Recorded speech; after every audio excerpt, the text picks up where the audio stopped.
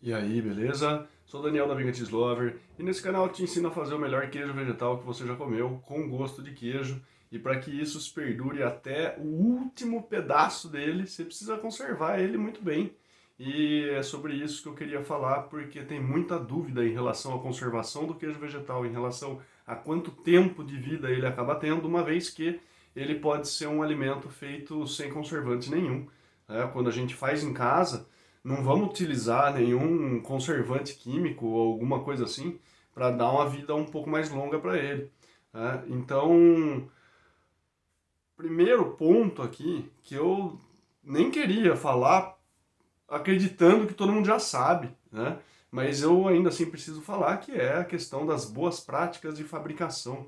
Eu não sei se você já ouviu falar sobre isso, mas é super importante. Isso quer dizer o quê? Você manter o seu ambiente muito limpo, tá? Onde você vai produzir, no momento da produção pelo menos, você precisa ter o ambiente limpo, se é na sua pia, sua mesa, onde quer que seja, o seu equipamento, suas mãos principalmente, né? Não tá conversando com alguém enquanto você está fazendo o queijo vegetal ali, que você tá? Então esse ponto eu nem vou ficar explorando aí porque tá muito mais do que batido, né? Mas é um ponto de atenção. Agora, são duas coisas que eu queria trazer aqui, porque uma diz respeito à conservação dele até ele ficar pronto, é uma coisa, tá? Ou seja, quando você faz, a partir do momento que você produz o seu queijo vegetal, até o momento que ele vai ficar pronto, esse daqui é um estágio. E um segundo estágio vai ser depois que ele ficou pronto, você cortou ele, comeu o primeiro pedaço, até você comer o último pedaço. Então a gente tem dois momentos aí para pensar a conservação, como é que vai ser feita isso. Esse primeiro estágio, ele ainda faz parte do processo produtivo, né? É o processo de maturação. Então você tem aí um processo de cura que ele pode ser mais curto, dias, de repente, principalmente se for um queijo vegetal não fermentado, né? Você pode ainda dar um talento final nele, nesse processo de cura de, sei lá, 2, 3 dias, né?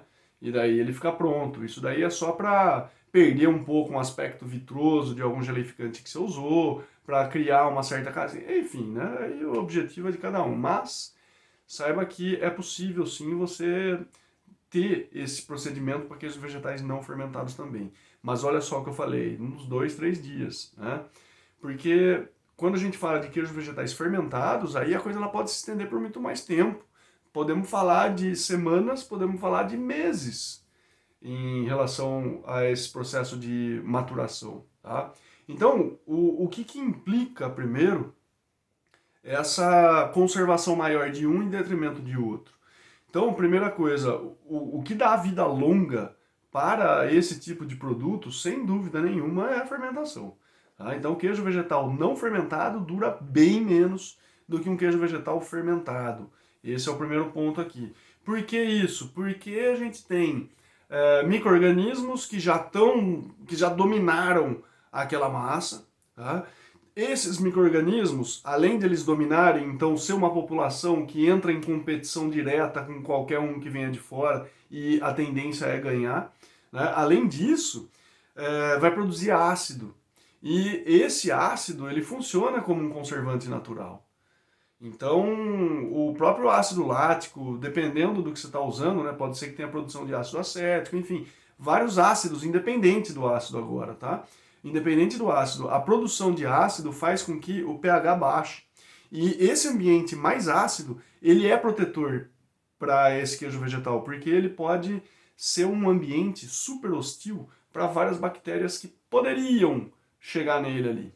Tá? Então, quando você fermenta, além do ácido ainda, as bactérias elas produzem, aí esse nome que eu vou falar agora não vai cair na prova, tá? Bacteriocinas, que são compostos que atacam outras espécies de bactérias que possam chegar e querer ocupar aquela região ali, aquele alimento que elas estão consumindo, né? Ou aquele meio que elas estão inseridas no caso, tá? Portanto, quando a gente fala de fermentação, temos aí alguns pontos que fazem com que isso seja de proteção. Agora, um ponto também que ajuda na preservação é a baixa quantidade de água, porque os micro-organismos eles precisam de água para sobreviver. Então, quando a gente fala de conservar, o lance aqui é também evitar contaminação, né? Mas também preservar aroma, preservar sabor, esse tipo de coisa. Portanto, quando você coloca esse queijo vegetal já num ambiente um pouco mais úmido, aí precisa ter uma atenção maior, não quer dizer que não possa ficar, tá? Porque principalmente naquele segundo estágio que eu falei, você vai conservar ele num ambiente bem úmido. E por que isso? Porque se você não tiver uma alta umidade nesse momento de conservação, pode ser que ele resseque muito rápido. Então, imagina só, você abriu um queijo vegetal, comeu ele aí com a sua família, tal, uma delícia, e sobrou um pouco. Aí você põe na geladeira, tá? De qualquer jeito ali. Aí passou um dia, não comeu, passou outro dia, não comeu, passou outro dia, não comeu. A hora que você vai comer num outro dia, ele já tá mais seco. Você fala, nossa, mas 3 dias atrás estava tão gostoso e agora ficou dessa forma aqui. Claro, você não guardou ele direito, né? Você não acondicionou ele num recipiente fechado, pelo menos. Agora, aí que é a situação, porque quando você fecha ele, a umidade sobe. E um ambiente úmido atrai fungo. Então, percebendo como que é o jogo aí, a coisa não é só largar o queijo vegetal ali e esperar que tudo vai ficar bem, né? Ele precisa de você, ele precisa da sua atenção. Olha só que interessante. Então você precisa estar ali. Essa questão da umidade, só para fechar isso daqui, trazendo até um terceiro elemento para você pensar, diz respeito ao tipo de queijo vegetal. Porque, assim como eu falei que a umidade do ambiente, quanto maior essa umidade, mais propício é para o desenvolvimento de micro-organismos, quanto mais baixa essa umidade, menor a possibilidade de desenvolver. Isso para o ambiente. E para o queijo vegetal, também.